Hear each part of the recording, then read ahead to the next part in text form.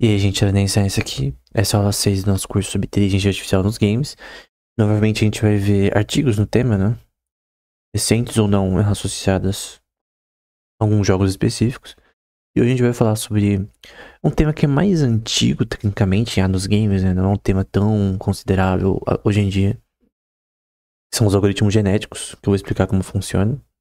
É com uma base, assim, teórica, conceptual de predicados na teoria da evolução darwiniana. Modelos de difusão, que são muito conhecidos como Stable Diffusion e coisas do tipo para criação de imagens, geração de imagens, né? E um pouco de Reinforcement Learning, né? Bom, o primeiro é sobre Hierarchical Reinforcement Learning, ou HRL, né? Então, HRL é de Reinforcement Learning, né? Aprendizado de reforço, que a gente já viu no outro curso, e também nesse. E aqui para FPS, no caso, né? Então, é um paper focado em FPS. E aqui é associado ao Doom. Também tem alguns exemplos no Wolfenstein, em que você tem um ambiente que você tem uma arma, você tem monstros que aparecem continuamente ao seu redor, funções que você tem que fazer, então você tem a navegação no sistema, recursos que é de vida em armas, balas, né? Você tem que tirar dos inimigos.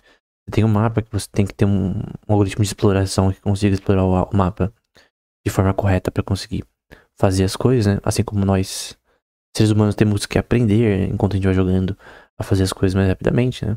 Obviamente, alguém com domínio de conhecimento em jogos vai ter mais facilidade do que alguém que nunca jogou um jogo. Uma coisa chamada Transfer Learning.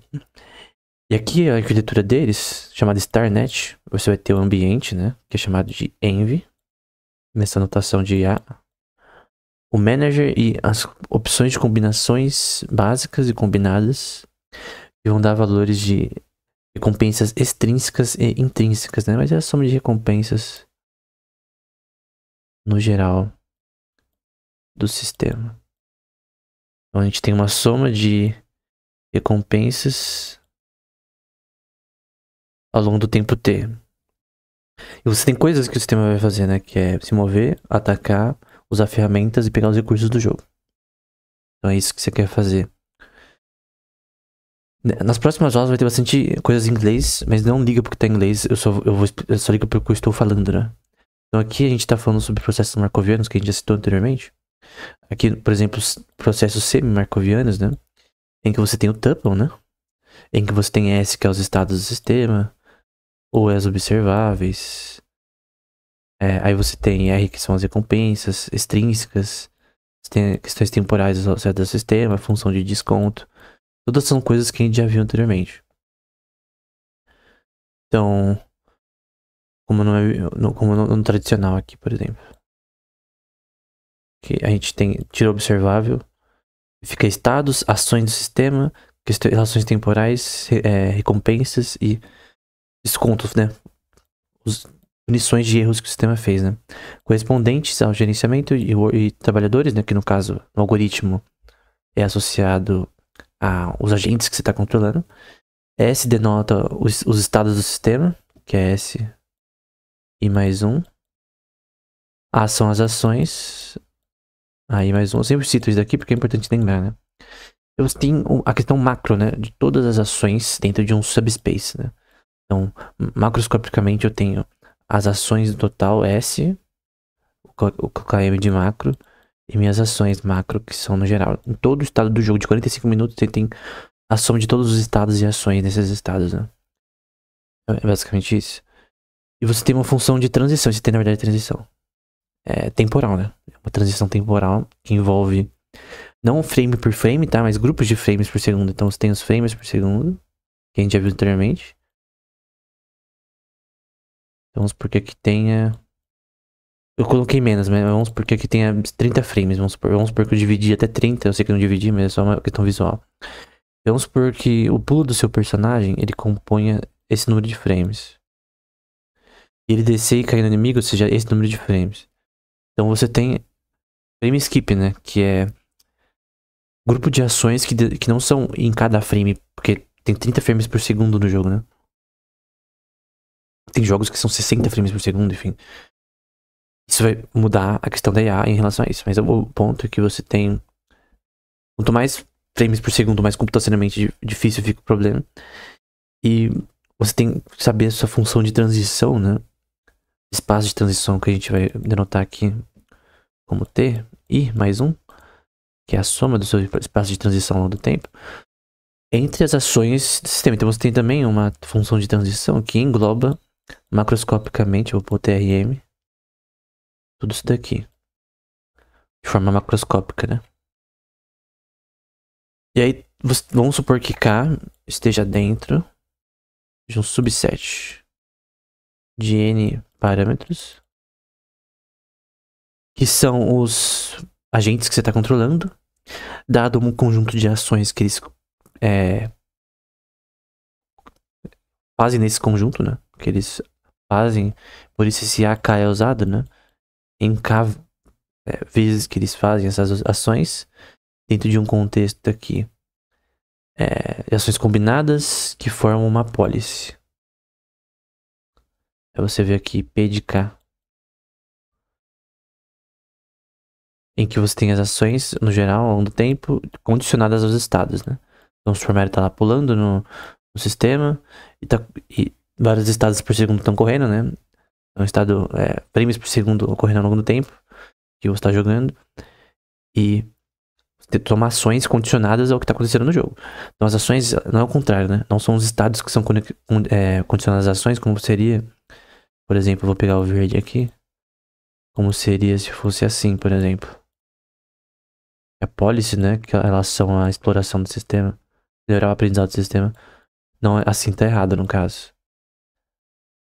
Os estados são condicionados às ações. Pelo contrário, no jogo você age conforme as coisas vão acontecer. Então vem um bicho lá, você tem que pular na hora certa. Então o Bowser tá vindo, você tem que pular na hora certa. Então os estados do sistema, a posição dos personagens, coisas do tipo, e dita essa questão. Então isso aqui tá errado. Isso aqui tá certo.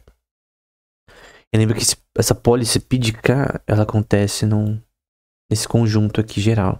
Em que esse K pequeno tá dentro do conjunto. Opa. É pra pôr K. Desse conjunto geral. Então a policy, ela tem essa função de aprendizado, para o sistema aprender, obviamente. Aí você tem a iniciação desse CEF e a aplicação dele, que eu não tô mostrando, né? Tem outra equação também que é importante nessa parte, mas eu não tô mostrando. Aí você tem o algoritmo, né? Você inicia a policy. Então você colocar init a policy. Aí você tem os works, que é PM, PW, o manager e workers, né? Os gerenciadores e trabalhadores nesse contexto. Que são os agentes que você tá controlando, tá? Não é nada demais. O termo não importa. A policy aprendida, aí você tem uma função interativa em episódios, né? Em que você construi o conjunto de observáveis. Eu vou colocar em azul para ficar mais claro. Nesses estados, observáveis são associados aos estados do sistema ao longo do tempo que estão ocorrendo. Então o jogo está rolando e você quer entender isso do ponto de vista de visão computacional. Então aqui é o Bowser, vamos supor, naquelas partes de chefe, né, em castelo. Aqui ali é o Bowser, aqui é o Mario. Então ele tem que, quando o Bowser, ele na função de transição entre estados e ações do sistema. Eu vou colocar esse Prime aqui. O nome é Prime em inglês, eu não sei como é em português, tá? Mas como, por exemplo, ação atual e ação futura, eu posso chamar de Prime. E depois dessa ação, posso chamar de Prime Prime, por exemplo. Sim. Coisa que eu aprendi na física, isso daqui, tá? Mas é coisa de matemática aplicada. E aí, a função de transição que ele quer operar aqui, ele quer pular na hora certa. Nesse caso, ele vai aprender isso. Nessa parte. Obviamente aqui o aplicável para FPS, né? Eu tô usando o exemplo do Mario porque é mais fácil de explicar. E as observáveis, elas constituem os parâmetros desse sistema. Então posso denotar as observáveis como os parâmetros do sistema que evolvem ao longo do tempo. Eu posso ter uma soma de parâmetros ao longo do tempo e rodando K vezes. Então é basicamente isso. Você tem essa relação de entender o que tá acontecendo no sistema. Até para o sistema conseguir aprender o que é o que e tal. Por exemplo, sem essas observáveis, se você vê o jogo que tá acontecendo, como que você joga? Se você for cego, como que você joga o jogo? Não tem como, né? Depois você vai agir de acordo com essa policy das observáveis. Você vai ter uma memória desses estados passados. Aí se você usar LSTM, por exemplo, você consegue uma memória hierárquica desse contexto. Não é o caso aqui. Aí você tem as recompensas do sistema e a recompensa intrínseca desse sistema, né? No fim, você tem a atualização dos parâmetros, em que você está calculando o erro e tentando maximizar o quê? Sua função de valor, que eu vou colocar como roxo, não amarelo, vai, para ficar mais claro. Vou colocar aqui, ó, função de valor que você quer maximizar. Eu posso botar assim, a max VDS. Então, eu quero maximizar minha policy, que é esse daqui, ó. Em que, lembra que a função de valor, eu tô explicando coisas que eu já expliquei antes nesse curso e no curso de inteligência artificial, tá? Lembra que a função de valor é o que você quer maximizar no Reinforcement Learning. Você quer que o sistema tenha o máximo de recompensas possíveis. Então, que no caso do Doom aqui no OpenStack 3D, que ele mate os monstros, que ele passe da fase. E se tem recompensas positivas, vamos supor que seja mais um pra ele conseguir passar de fase, menos um pra ele perder, morrer, né? Enfim. Eu já expliquei isso com detalhes nas outras aulas. Então, basicamente, essa é a estrutura ali, né? A gente vai para o outro paper de Reinforcement Learning em FPS, né? Da Michelle McPartland e do Marcus Gallagher. E aí, eles têm esse algoritmo usando o SARSA, né? Que é o termo para Key-Learning, né? Lembra que o SARSA tem a ver com você ter... É um tuple que você tem a ver com estados no sistema, os frames por segundo do jogo, no caso de jogos. As ações do sistema A. Você tem as recompensas R. Você tem... Agora eu vou colocar em verde. Não é amarelo, vai, porque fica bem contraste com o azul. E você tem as ações futuras e... Perdão, estados futuros e ações futuras. Lembra que é o prime que a gente usa pra isso. Eu já expliquei. Então, por isso se chama SARSA. Estado, ação, recompensa, estado, ação, futura. A parte amarela é futura, né? Ou seja, eu posso colocar como I mais 1 com T aqui em cima só para um índice para saber que é uma questão temporal. Então é isso. Então você repete esse negócio que é a tabela Q, né? Você tem lá as recompensas e penalidades do sistema. Seleciona o estado atual S', né? O estado futuro e as ações. Então, ok, o sistema tem que prever. O Bowser tá vindo. Vou pôr aqui na esquerda. O Bowser tá vindo nessa direção. Vamos pôr no mapa, né? Ele tá vindo nessa direção. A função de transição, ela denota que o Bowser tá vindo. Qual ação o Mario deve tomar aqui? O sistema tem que aprender a fazer isso. Aí ele vê que pra passar dessa fase, vamos supor que ele já morreu várias vezes. Ele tem que pular na hora certa no personagem. Então vamos supor que na próxima transição ele pula. Fazer uma animação aqui. Aí o Bowser tá aqui agora. Então aqui vamos supor que já seja o estado. Vamos supor em frames por segundo 234. Eu tô chutando, tá? Em frames por segundo, vamos supor que seja o 234. Então ele tem que pular no frame 234. No grupo de frames, ele tem que pular pra acertar ele certinho. É uma coisa que nós fazemos. No Crash, por exemplo, quando você vai derrotar o Papu Papu, que é o personagem lá do Crash 1. Você tem que saber a hora certa de pular, senão você morre. Então, é uma questão de temporal difference learning, né? Então você aprende a temporalmente saber que momento eu tenho que fazer tal coisa pra fazer tal ação. Dar certo, né? Que no caso é pular na hora certa pra acertar o personagem. No caso de FPS, você mirar na hora certa pra atirar no personagem. E aí você tem uma função de erro nesse contexto, em que você tem essa função de desconto, né? Recompensas, função de desconto. Eu vou colocar aqui, né? Então, recompensas, penalidades, a tabela aqui tradicional dos estados futuros do sistema. Os futuros menos os passados, tá? Vou colocar azul. Esse daqui é os passados. Por que eu sei que é os passados? Porque não tá com Prime, né? Que é esse símbolozinho aqui. E no fim você tem o fim dessa função, que no fim vai te dar na tabela aqui o contexto em relação aos estados do sistema. Para essa função interativa de treinamento rodar continuamente, em que você está calculando o quanto de recompensa foi calculada, o quanto de, ao longo do tempo, o quanto de função de valor você teve, enfim, nos estados do game. E você tem um ambiente em que você tem os personagens jogando, e você tem esse mapa, e você tem o pathing, né? Pode ser o Alpha Star, pode ser o Alpha Star híbrido, não importa. Tem Neuro Alpha Star também, que a gente vai ver posteriormente. Você tem o pathing dos personagens, qual foi o melhor de determinada partida. Isso é uma coisa que acontece muito em FPS, né? De você, por exemplo, no começo, você não sabe. O mapa novo, por exemplo, você não sabe pra onde andar. Eu, por exemplo, lançou um mapa no Call of Duty Mobile esses tempos atrás. Eu não lembro o nome, mas eu jogo bastante, né? Que era novo, cara. E eu percebi que todo mundo era tipo uma barata tonta no mapa quando lançou. Quando, tipo, um mês, 2 meses depois, todo mundo já tava acostumado com o mapa. Os caras já ficam de camper em certo local, já sabe onde as pessoas vão passar. Então você tem uma curva de aprendizado que, obviamente, pra alguém que já manja do jogo, e de jogos no geral, consegue aprender mais rápido que outras pessoas, né? Então, é algo importante nesse contexto. Eles treinam vários modelos, né? O hierárquico Reinforcement Learning, o baseado em regras, Reinforcement Learning tradicional, variáveis randômicas, State Machine. Aí tem o valor aqui, o número de mortes, tiros, hits que foram dados no personagem, a acuracidade da mira. Você pode ver que esse aqui teve 89, que é Reinforcement Learning. Só que o baseado em regras teve 91. E os colisões, distância, enfim. São os dados aí de diversos tipos de modelos, né? Aí novamente você tem os resultados aqui de Hierarchical Reinforcement Learning em relação ao comportamento. Aqui de Reinforcement Learning. E em cada rodada, né?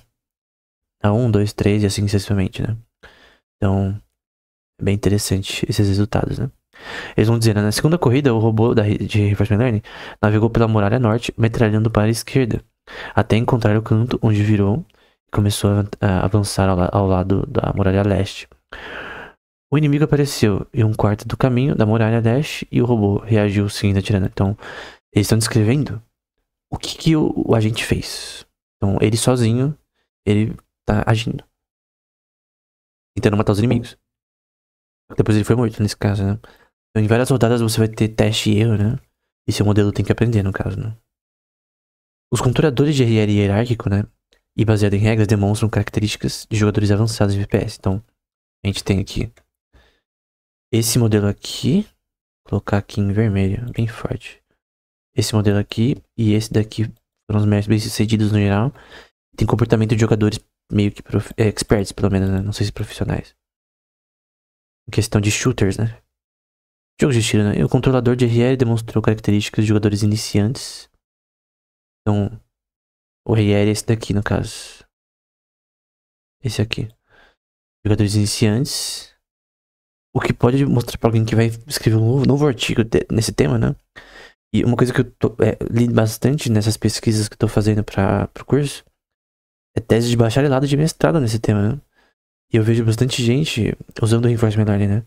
Então eles estão dizendo aqui que é Reinforcement Learning hierárquico, pelo menos no modelo deles, e com base em regras foi melhor que o Reinforcement Learning tradicional, só ele, né? Então tem essa questão que é importante. Aqui eu queria mostrar um pouco de Reinforcement Learning no Super Mario. Eu tô mostrando bastante Super Mario nesse contexto, né? É um paper que eu já tinha lido anteriormente. Eu gostava bastante das questões das imagens, né? É um paper mais antigo, né? De 2014. Então o avanço nos games não era tão grande. Teve essas competições no Mario, né? Chamada Infinite Mario. Com relação a quem conseguia fazer um algoritmo que conseguia jogar melhor. Então teve competições já nesse contexto, né? E esse daqui é interessante em questão do algoritmo genético, né? Então eu vou mostrar o que significa o algoritmo genético, mas aplicado especificamente para nesse contexto do Mario, né? E no 423 estados no geral nesse contexto. Possíveis, né? Por razões de visualmente que eu já mostrei anteriormente, você tem a questão matricial, que eu posso denotar de forma quadricular em matrizes, né? Seções do jogo, né? Então eu posso dividir isso aqui em linhas, colunas, I e J, né? Que eu posso denotar como X de XJ, né? Opa, YJ. X de YJ. Eu posso representar matricialmente numa matriz 3x3 e eu posso denotar seções em que tá o Super Mario, seções que tá um cano pra ele entrar durante a tela, inimigos, enfim. Vou usar template matching pra isso, por exemplo. E aí eles falam sobre a questão de data gathering. Lembra que não precisa ler a parte em inglês, tá? Eu vou traduzir. Como previamente mencionado em processo de decisão markoviana, cada tempo discreto, ou seja, em parcelas, né? De estados e funções de transições nos frames por segundo do jogo, né? Dado estados S e ações a probabilidade de transição, né? Lembra que a transição é essa função aqui no processo markoviano. Opa. Do próximo estado é denotada por essa função. Pega a probabilidade da soma dos estados no sistema por esse ST mais 1. E esse ST mais 1, ele é literalmente, nessa notação deles aqui, que é padrão linear na verdade, nesse contexto. Esse S mais 1 pode ser resumido, né? Com S prime. Ou seja, os estados do sistema. Os frames por segundo durante o jogo. Que são condicionados aos estados do sistema, no geral. E as ações do sistema. Eu vou pôr diferente aqui por brevidade. S e A. Pronto.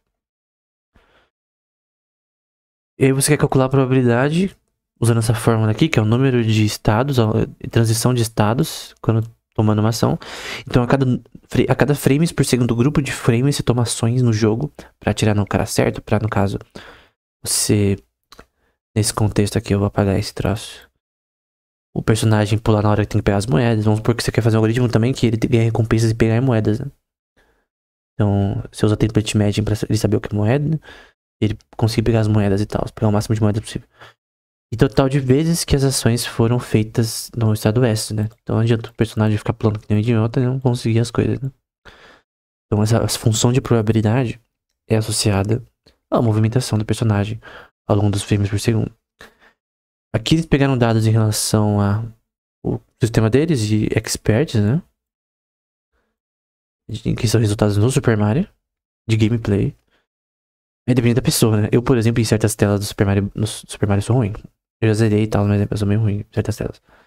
Em segundo lugar, quando o humano está jogando, ele pode às vezes realizar ações diferentes em um estado repetido, né?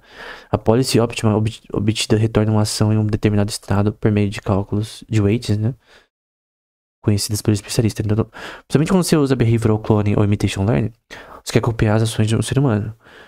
Mas você tem que ter um banco de dados acurado para que você tenha pessoas que jogam bem, né? Porque eu já vi papers que eles escreviam ali que eles usaram pessoas médias como base para as teclas pressionadas e coisas do tipo de gameplay. Isso cria um sistema que ele vai aprender como se fosse de um professor ruim, né? Então, alguém, por exemplo, especialista no Super Mario Bros, que é bom em speedrun nesse contexto, ele vai jogar muito melhor do que eu, por exemplo, que eu jogo o jogo, mas eu sou ruim, né? Eu joguei muitas vezes no próprio SNES, no Super Nintendo, mas eu sou ruim no caso, em relação a pessoas que jogam bem o jogo. Cara, teria aplicações no Super Mario Maker, por exemplo. Seria interessante ver aquelas telas mais difíceis, né? E você tem aprendendo um contexto que humanos penam pra passar de uma tela, né? Você tem um contexto de aprendizado mais complexo, computacionalmente, do ponto de vista de coisas que você tem que fazer ao longo dos frames por segundo. Em relação a telas no Super Mario Maker 1 e 2, né? Do Nintendo Switch. Então, isso limita a capacidade do controlador de imitar a versatilidade do comportamento humano, né? Pois a falta de variedade e flexibilidade que o jogador humano expressa. Então, às vezes, o seu banco de dados de gameplay ele não é tão bom. Isso é um problema. Por isso que, normalmente, técnicas de reinforcement learning que não dependem tanto de gameplay, tipo, você tem um aprendizado semi-supervisado, né? Você tem o imitation learning e behavioral clone, né? Que clona o comportamento do jogador. Mas tem que ter um ambiente que o sistema ele pode ir além do ser humano, né? Como reinforcement learning com self-play, né? Que a gente vai ver no StarCraft em outra aula. Que o sistema joga contra si mesmo. sem necessariamente base no ser humano jogando. O atuador pode aprender que bater na parede era o método preferido do jogador para agir naquele estado. Então alguém pode fazer ações burras, né? E o sistema copiar, né? Tem outro paper da Universidade de Copenhague, na Dinamarca, do Ortega et al., que é no mesmo contexto, né? Só que usando Imitation Learning, que eu acabei de citar, né? E aí você tem a mesma coisa, né? Você tem aqui o grid, aqui esse paper do Lindenberg. Eu lembro de ler esse paper no tempo que eu escrevi sobre inteligência artificial nos jogos, né? Então você tem as matrizes, né? Aqui a matriz que representa a função de transição matricial. Então posso 1, 2, 3, 4. 1, 2, 3, 4, 5, 6, 7. Então 4 por 7 essa matriz. E você tem nessa matriz que vai seguir o personagem. Pode usar template matching para isso. O que está ao redor dele, o que ele deve desviar, ele deve perceber o que. Por exemplo, ele tem que perceber que isso daqui tem um timing em que ele pode pular quando essa flor carnívora vem. Tem fases, por exemplo, que tem aqueles caras da nuvenzinha, né? Que também você vai correndo no jogo. Você tem que saber a hora que você vai andar. Quando você usa, por exemplo, nesse jogo a peninha, né? A gente chama de peninha, né? Você pega aquela pena e tal, e faz a barricada pra cima e pra baixo. Você também tem que ter relações de controle temporalmente controlar isso. Então por isso que é tão importante temporal difference learning aqui, né? E no caso, as ações que o Mario pode realizar, ele pode atirar com a florzinha, né? Ele pega a florzinha, né? Ele pode pular, ele pode ficar no chão, ele pode ir para certas direções, ele pode carregar coisas como aquelas carapaças aquelas tartaruguinhas, né? Ele pode retornar para um lugar, ele pode ir para trás, para frente, a distância em relação a objetos, enfim. Ele tem várias ações, conjunto de ações no sistema, que a gente denota como a soma de ações aí mais um. Num contexto que você tem uma lista de tabela aqui de ações, né, que ele pode executar, de 1 até N. Então, 1 até N. E aqui é o resultado, né? Só que aqui com relação a algoritmos genéticos, né? Uma coisa, algoritmos genéticos, ele tem predicados na teoria darwiniana. E quando eu digo predicados, tem a ver com um algoritmo que tem predicados. Então você tem que entender que não tem nada a ver com a teoria em si do ponto de vista real. Ele é um algoritmo que usa a ideia por trás de seres que buscam mutações para maximizar a sua função, probabilidade de sobrevivência. Para nesse caso, você tem uma maximização para o que é chamado de fitness, né? No nível de Darwin, né? A teoria de Darwin. Do struggle for life. O termo para ele é struggle for life, que é a luta pela existência, né? Então, a luta pela existência, os seres vivos, eles lutam entre si e o melhor sobrevive, né? A melhor espécie sobrevive e as fracas com características, questões de mutação que foram ruins, morrem, né? Eu não acredito nisso, mas essa é a visão darwiniana e que está implementada aqui de uma forma algorítmica em questão de predicados, né? Essa imagem do paper do Schwab, um nome enorme, né? Eu não vou citar. Ele descreve muito bem isso daqui. Então você tem, por exemplo, um problema de optimização em que você tem funções objetivas de código e coisas do tipo, operações evolucionárias em que você tem a mutação, a seleção e recombinação nesse contexto. E no contexto do algoritmo, você quer criar um sistema em que ele muda com uma população que vai aumentando ao longo do tempo. E quanto maior a população, mais parentes filogeneticamente, entre aspas, você tem, e mais probabilidade você ter um competidor que ganha, né? Como se você, por exemplo, gerasse organismos do nada numa caverna e eu colocasse eles pra lutar entre si pra quem for o mais forte vence. É mais ou menos essa é a lógica, né? Então você tem a população inicial, tem as funções objetivas em relação à maximização da sua sobrevivência, entre aspas, né? Uma função de optimização, né? Você quer saber qual que sai melhor. Lembra muito Multi-Armored Bandits, né? A gente viu esse algoritmo no curso de anterior. Multi-Armored Bandits tem a ver com isso, né? Tem a ver com você escolher um braço que melhor optimiza uma função de valor, né? Então você tem os braços. Aqui são os bracinhos de um polvo. E vamos supor que esse daqui tem uma maior função de valor. E outros menos. Enfim. De forma randômica você vai gerando ali. Aí você tem a parte de seleção individual, mutação e crossover. E pra ver se o cara tem o melhor, né? Qual que é o melhor. Então, explicação aqui, né? O algoritmo genético é uma técnica que busca encontrar soluções aproximadas para otimizar modelos. É um tipo especial de algoritmo evolutivo, né? Predicado ele é com base na teoria da evolução. Que utiliza técnicas de biologia evolutiva, como hereditariedade, mutação, seleção e o struggle for life darwiniano, né? Para encontrar a fórmula ideal nesse contexto, né? Então é basicamente isso. E cada solução possível é representada por uma sequência de genes, que são, obviamente, virtuais, né? Você tá gerando coisas virtualmente, chamadas de cromossomos. Você cria a população de cromossomos, que é chamada de comunidade, e cada comunidade é chamada de geração. Então, por isso que você tem aqui as gerações aqui, ó. Opa. Tem as gerações aqui, de 0 até 414, poderia ser mais, e as mutações que criam, entre aspas, né, que criam a melhor probabilidade de maximizar a função, são as que são escolhidas como melhores, né? Então, basicamente, essa é a questão dos algoritmos genéticos, né? Não é tão complexo assim, né? Então, a gente vai agora também no Super Mario. Então, aqui a gente vai ter os modelos de difusão, né? Como Stable Diffusion, tem vários tipos de modelos de difusão nesse contexto para geração de imagens. Só que imagina, em vez de você gerar imagens, você gerar levels no Mario, automaticamente. É claro que um game designer não gostaria disso, mas é uma coisa pra você gerar as coisas automaticamente e depois editar, talvez, né? Não precisa gerar as coisas e deixar como estão, né? Mas é uma forma de você produzir de uma forma mais rápida. Níveis, né? Num jogo, né? Então, aqui, eles vão explicar, né? Vamos explicar por partes. O foco do nosso método é na inovação de usar um modelo de difusão especificamente para a produção de níveis nesse contexto, né? E esse modelo, baseado na arquitetura chamada UNet, é desenhado para capturar e replicar a essência desses level designs, né? Então você tem, por exemplo, aqui no X0, né?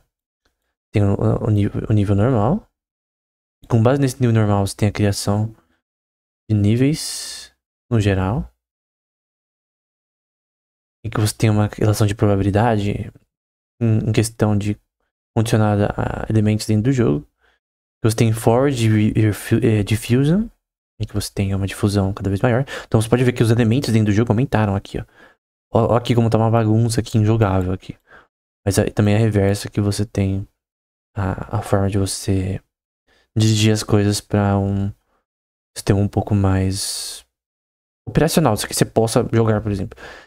É estilo Mario Maker, cara. No Mario Maker as pessoas fazem as telas, né? Então aqui seria uma geração dessa tela, só que tem que também ter algumas questões do algoritmo que permitem uma tela funcional, né? Uma coisa é level design, não é só ter os elementos da tela, né? Isso é uma questão funcional em relação à experiência do jogador. Pra ele conseguir passar da tela, né? Se a tela for impossível, seu level design é horrível. Ela tem que ser possível. Essa tela, por exemplo, aqui tá toda cagada. Tem cano pela metade aqui, tudo torto. Então você tem que arrumar algumas questões em relação a isso, né? Aí você tem os elementos que você representa nesse level design, que então são os sprites, né? Que, por exemplo, pedras. Essas pedras que você quebra pulando, né? Eu lembro pela primeira vez que eu joguei Mario.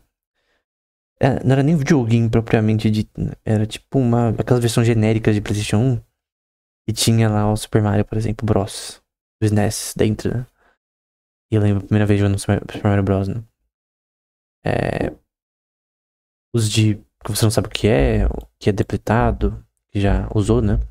Os inimigos como o Gomba, né? Enfim, você tem essas relações, né? Os canos e tal, as moedas. A gente tá representando de forma visual, né? Que o sistema tem que aprender o que, né? Aí você tem o sistema de difusão com a UNet, né? Você tem essas cadeias aqui de atenção, que é baseada aí no modelo de atenção dos modelos de linguagem. Então você tem a porta de atenção aqui. Você tem questões convolucionais, tem a ver com CNNs, né, mas de uma forma diferente. de redes convolucionais. E o objetivo é gerar em relação ao input um output associado a essas imagens que vai gerar novos elementos dentro da imagem. Que é o que a gente tem aqui nessa parte aqui do fundo, né? Essa parte aqui especificamente. É basicamente isso. Na prática. Eles desenvolvem um algoritmo chamado AlphaNeural, né? Ou Neural AlphaStar. Que é uma adaptação avançada do algoritmo tradicional de busca de pathing, né? É diferenciável e isso permite que ele seja integrado a um pipeline de treinamento de rede neural. Então, o sistema de pathing que não é heurístico apenas, ele aprende. É um sistema de achar o caminho no ecossistema de um jogo, aprendendo a fazer isso de uma forma cada vez melhor. Então, que conecta a entrada do mapa de orientação e saída de busca, permitindo a retropropagação, né? Que é o que a gente vê aqui, né? Entre aspas. Em conclusão, a integração proposta no modelo de difusão, com mecanismo de jogabilidade em tempo real, representa uma abordagem inovadora. Então tem um mecanismo também de controle em relação à funcionalidade do jogo, né? Aquele jogo é possível de jogar. É uma abordagem inovadora para você criar telas de jogo, né? Ela encapsula a visão da tese de alavancar técnicas avançadas de IA para você ter novas formas de level design. Eu creio que na indústria, né? Talvez pessoas não gostem muito de você criar níveis, né? Dessa forma, né? Então, por exemplo, você tem aqui uma coisa chamada Quadratic Scheduling, aplicada para esse contexto. E você tem as telas sendo formadas aqui, né? Nessa parte aqui. E tem 3 tipos sendo usados aqui para geração dessas telas, né? Dá pra ver que o último foi o melhor. Embora meio cagado um pouco em relação à questão de level design. Isso aqui você pode aprimorar, tá? Então é claro que você tá vendo que talvez as telas não estão sendo formadas de uma forma coerente, funcional. Interessante como as pessoas criam no Mario Maker e tal.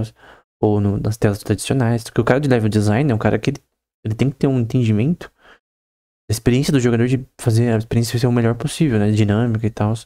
Então não é uma coisa fácil. Tem livros só sobre level design. Então a questão é você tentar copiar level design de jogos e criar um sistema de IA que aprende a fazer isso de uma forma coerente, né? Então você tem, por exemplo, o input da imagem e a representação algorítmica em relação ao pathing que você vai tomar. Então, por exemplo, essa estrutura é assim, né? Basicamente assim. Aí o personagem, ele começa aqui. Ele pula aqui. Aí talvez ele vai pular aqui pra pegar as moedas. Vários pulinhos. Depois pula aqui. E depois vai pra frente. Então aqui é a forma que esse path acontece em diferentes tipos de ambientes, né? Então, por exemplo, o ambiente aqui embaixo. Essa, por exemplo, aqui, ó.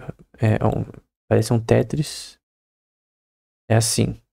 E tem um copo aqui, né? Tem um bicho. E aí, vamos supor que eu pulo aqui primeiro. Pulo aqui. Pulo aqui. Com certeza você não vai conseguir pular aqui. A não ser que tenha... Acho que é impossível no Mario você vindo assim, né? Por conta que tem muito pouco espaço aqui. Mesmo se tivesse mais coisa aqui, né? Se você tivesse com o Yoshi, você conseguiria, talvez. Correndo e depois pulando, né? Com a peninha e tal, mas... O ponto é que sem isso você não consegue subir aqui. Por isso que tá assim essa imagem, né? E aqui, por exemplo, é assim, né? O level design. No caso, você pularia por aqui. Então, essa relação que o sistema de IA ele tem que gerar o path em relação ao contexto da imagem. Nós humanos fazemos de forma procedural, o sistema de IA não. Mas tem 4 exemplos, né? Que é usando tipos de scheduling aqui, por exemplo, foi usado a forma quadrática, né? Desse algoritmo. E aqui você tem usando o sigmoide e a versão linear. Então, em relação a esse treinamento. Então, a gente viu tanto reinforcement learning, algoritmos genéticos e modelos de difusão. Eu creio que ambos os temas são relevantes no contexto de IA nos games. Algoritmos genéticos não tanto. Modelos de difusão são mais associados a gerar, nesse caso, designs de tela. Você pode também ter modelos de difusão que geram personagens 3D. Então, por exemplo, esses personagens aqui bonitinhos que tá aqui, né? Imagina você gerar novos personagens em outros contextos usando IA tridimensionalmente. É um contexto difícil porque você tem muitos polígonos nesse contexto. Você tem uma relação tridimensional que não é só uma imagem 2D, né? Normalmente modelos de difusão são mais para imagens 2D e tal. Mas é interessante essa questão. Então, o avanço nesse tema tem sido grande, né? E eu creio que algoritmos genéticos não tem tido um avanço tão grande, mas de repente alguém vem com uma ideia diferente de algoritmo genético que adapta reinforcement learning, embora não vi ainda. Enfim, é isso, até o próximo episódio.